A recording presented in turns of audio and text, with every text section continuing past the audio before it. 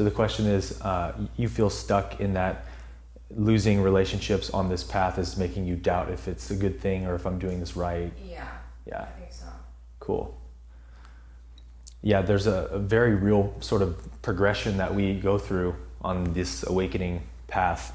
And it's also reflected in a lot of the ancient stories and teachers. So like Jesus, for example, he had the famous wilderness season in his journey. And the story says after 40 days and 40 nights in the wilderness, he comes out and he's sort of transformed into his full Christ consciousness. And then he goes and begins his 3 years of ministry and teaching.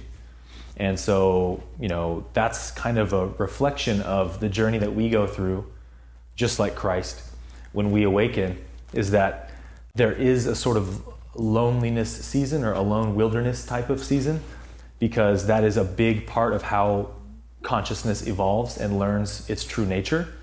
And so when you start losing these relationships, maybe for whatever reason, like for me, it was that I came out of a religion and everyone in my religion thought what I was doing was evil or wrong, and they rejected it. And so they're like, I can't talk to this guy anymore. He's, new age or whatever. Yeah. And I just had to accept it, like you said. But I found that all of the pain that I was feeling from losing relationships like this and feeling like that's a reflection on my value, you will start to realize that these things are just reflections of the love you have been denying yourself. That's part of your wake up call is, wow, when people leave me, look at this void I feel. It must be because I was attributing some of my worth to this relationship. I was identifying who I am with that person in some way. And so when that relationship is removed, I feel as though something's been ripped off of me. But that is, of course, not true, right? How can that be true? How can you be a relationship or your ideas about another person? So you're really learning about yourself, and in this wilderness season, this is when the temptations come. It says that the devil comes to tempt Jesus, and he says he gives him 3 different temptations. The first one is like, worship me and I'll make you the king over all this land, or whatever.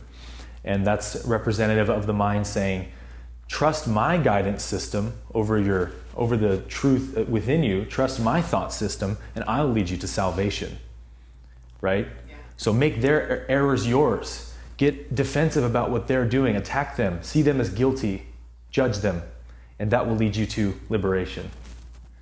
And that's what we all do. So the wilderness teaches you that way is futility. There is no salvation in that direction. There's only further torment. We see this dichotomy where truth and illusion separate to such a degree that we're forced to make a real decision, right? Whereas before, we couldn't really see the difference between illusions and truth, right? That's why we believed it.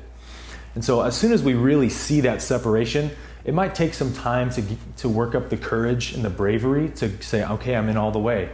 I'm going to see nobody is guilty. I'm going to forgive the entire world. I'm going to love every aspect of who I am.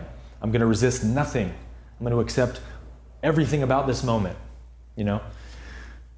And when we are willing to cross the bridge, between illusions to truth, it's always because of that, because we see that on the other side is freedom, and on this side is nothing. Shadows and dust. It's all illusions. None of it's real, and it keeps us trapped in suffering. So I would say, twist the way you're thinking about this a little bit and see it as a really beautiful season of growth for you. Where, what if everybody rejects me? What if? Can I love myself enough to make that not matter? Because only what I do not give can ever be lacking. So if I feel something's missing, I have not given that to myself. What a beautiful lesson. So this is really something to honor and cherish in that sense. Not like it's always going to be fun, because it's not, right? When you're hurting, when you've got a lot of people you need to forgive, when you have a lot of parts of your shadow you've been hating for all these years, and you have to reconcile them, it's real work. But if that's what it takes to be free, we're all like, sign me up. Well, the awesome thing is, on the flip side, is that he said, the more people that are repelled, the more people that will be brought in. So it's kind of like along the strand, this place and that's the people, and it's like, so it is kind of sad Mhm. So that's been replaced, but I'm still in that place of, oh, I don't talk to them. I'm alone now. You know, yeah, Mhm. there's still some of that feeling, but I've also had so much joy to me, so that's. Yep. That part of the journey for me was like where everything really burned up. That loneliness was just, it ate me alive, man. I was not good at being alone. And through the torment I was putting myself through being alone, I mean, I learned more about who I am in that season than ever. And new people begin to be attracted to you because it's just law of attraction, right? You were a match to those types of relationships in the past. You know, when you thought you were broken and you thought you were unlovable and all that, you matched other people who believed that. And so now you've rejected those beliefs, so you've made yourself a mismatch for those relationships, so no wonder they fade away. And then whatever the new thing becomes, this new, more beautiful, more free, more light, more clear thing you're becoming, you will attract those kinds of relationships. And that gap in between is the most pivotal part, the most pivotal catalyst of your growth. So just take advantage of it as long as it lasts. Yeah.